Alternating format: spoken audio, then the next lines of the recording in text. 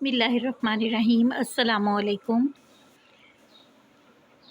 کبھی اے حقیقت منظر نظر آ لباس مجاز میں، کبھی اے حقیقت منظر نظر آ لباس مجاز میں، کہ ہزاروں سجدے تڑپ رہے ہیں میری جبین نیاز میں۔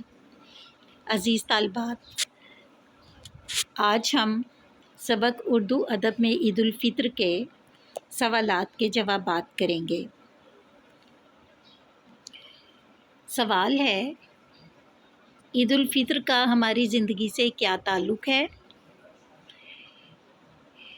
عید الفطر کا ہماری تہذیبی زندگی سے بہت گہرا تعلق ہے۔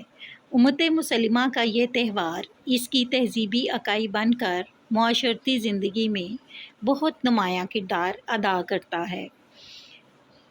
عید الفطر پر نظموں میں شعراء نے کیا باریکیاں پیدا کی ہیں؟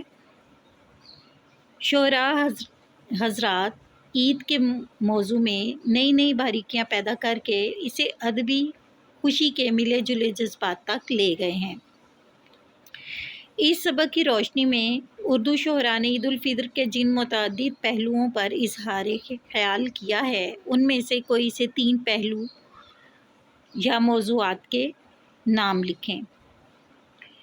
مسلمان فیشنیبل خاتون کی ڈائری، رسول صلی اللہ علیہ وسلم کی عید، عید اور قرض، عظمت رفتہ کی یاد اور یتیم شہزادے کی عید۔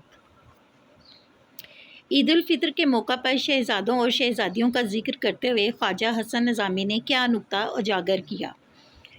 جواب ہے، خواجہ حسن نظامی کی تحریروں میں عید الفطر کے موقع پر دولت و عزت سے محروم ہونے والے شہزادوں اور شہزادیوں کی قسم پرستی میں زندگی بسر کرنے کا ذکر اہمیت رکھتا ہے۔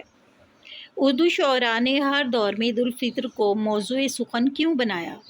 1857 عیسوی کی جنگ آزادی کے بعد غزلوں کی بجائے نظموں کی طرف توجہ تیز ہو گئی۔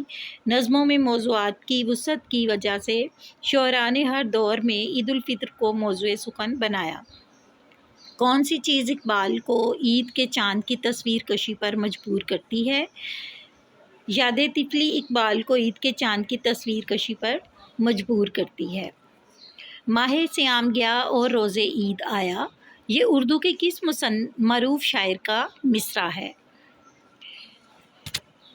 درج بالا مصرع مولانا الطاف حسین حالی کا ہے۔